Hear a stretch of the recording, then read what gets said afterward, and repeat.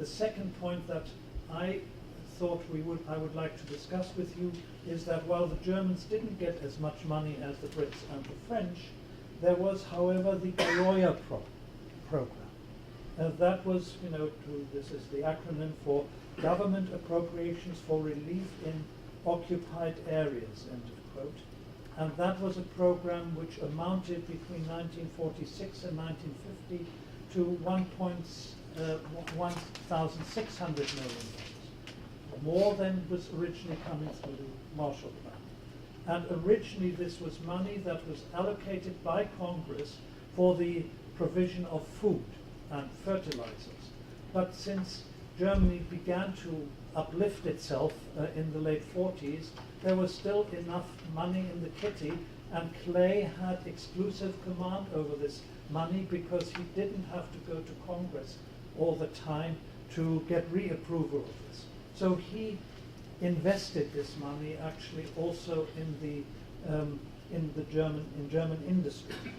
And then thirdly, in 1952, the Germans resorted also to self-help with the Investitionshilfegesetz, which was a program where German industry said, well, we have to put something in also into this reconstruction. So what about Umbau? This was Wiederaufbau, reconstruction. Well, the aim was here, I think, to reorganize the industrial structures of Germany. Again, a lesson from the first interwar period. You wanted to break up the German cartel system and the monopolies that had been so dominant in the 1920s, had suited Hitler very well in reorganizing the German economy towards war. And therefore you wanted to create a system that had developed in this country after the Sherman Act of 1890, namely oligopolistic competition, that the Germans hadn't really cherished very much in their older system. So that is why you now get a limited breakup, a limited deconcentration also of the big German trusts. United Steel, Vereinigte Stahlwerke, was virtually a monopoly, IG Farben also. And you therefore tried to break them up.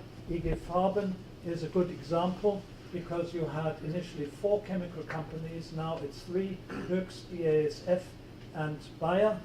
And of course they are now bigger 50 years later than IG Farben was in 1944 or 1945 as a monopoly. And so what is the object of this? And here I think I only want to give a very telling but brief quotation by Hoffman, the key administrator of the Marshall Plan in this period, who was called before Congress to explain what was going on with the Marshall Plan. And in 1950 he said the following: decartelization filled him with the greatest hopes for the re-establishment of competition in Western Europe via Germany. The aim was to shape in West Germany the type of a free competition economy that we have in the United States. If this happens, West Germany would develop a very effective economy, and its influence will spread beyond Germany because competition with a competitive economy would also lead to a competitive system in the neighboring countries. So there is a spillover theory here. If you have a competitive oligopolistic economy, then you will also have it in France, where they also had a cartel tradition, and even in Britain. I must rush on. Hence, my question is, was it merely that following the abandonment of the Morgenthau Plan, as I've argued, West Germany was to be turned into an export-led economy to stimulate growth in Western Europe? Or, as I've just quoted Hoffman, was it also the destruction of the German cartel system that triggered the self-destruction of the anti-competitive traditions and practices of European industry as a whole, of course always to be seen against the background of the Cold War, and that my question is, was the American model, the Sherman model, if you like, was this not adopted? Third point, debt question. Here I want to be very brief because I'm sure that Brad will talk about it. I think Professor Albert Ritschl is correct in sort of highlighting the blocking of the claims against West Germany that facilitated ultimately also the London debt settlement of 1952, but it also included the interwar debts and not just the ones that had accumulated as a result of Nazi occupation. Right? Now, the last installment, as you will remember, it was in the press not too long ago, of this London debt settlement was in October 2010. That long the Germans paid back the different installments of the promises they had made at London in 1952. But what happened to the European debts to the United States? After all, Britain, Lend-Lease, and in particular have taken considerable credits from the Americans. My question is, were they forgiven also? Were they part of this block arrangement that you talked about? So is this another lesson, therefore, from the 1920s?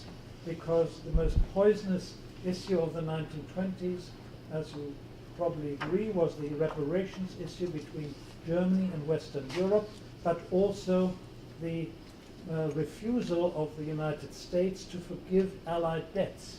And that then created this vicious circle, as you know, of money being lent to Germany. They paid it partly back as reparations, and then the Allies, Britain and France, were trying to settle their debts with the United States.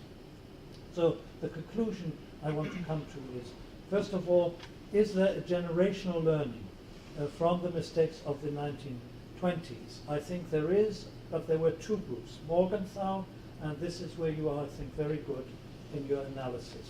It was also anti-German, and I should say, in the case of Morgenthau, it was not just a purely cruel calculation about debts, it was also related to the Holocaust, because in 1944 all the terrible news was coming out in this country about what had happened in Nazi-occupied Europe, and as a result of this, I think this was also an impulse behind the Morgenthau plan. This other group are the Reconstructionists. They were dominated by business. They, however, did not want a simple reconstruction of Germany, but they wanted Umbau. And that is why I think it's so interesting that Draper was first asked to recast the German economy, and then he was sent to Japan, where he recast the Zaibatsu system, which is, I think, structurally a very similar system to what you have in Germany. And it seems to me that this wins out, and there is, of course, massive help on the part of the Americans for this German reconstruction, but also self-help. So the result is a modern Fordist industrial economy, which is export-driven, but also creates a domestic boom, the Wirtschaftswunder. And I think at this point I would like to hand over to my colleague, because I think that is now moving forward into the second half of this paper. Thank you very much.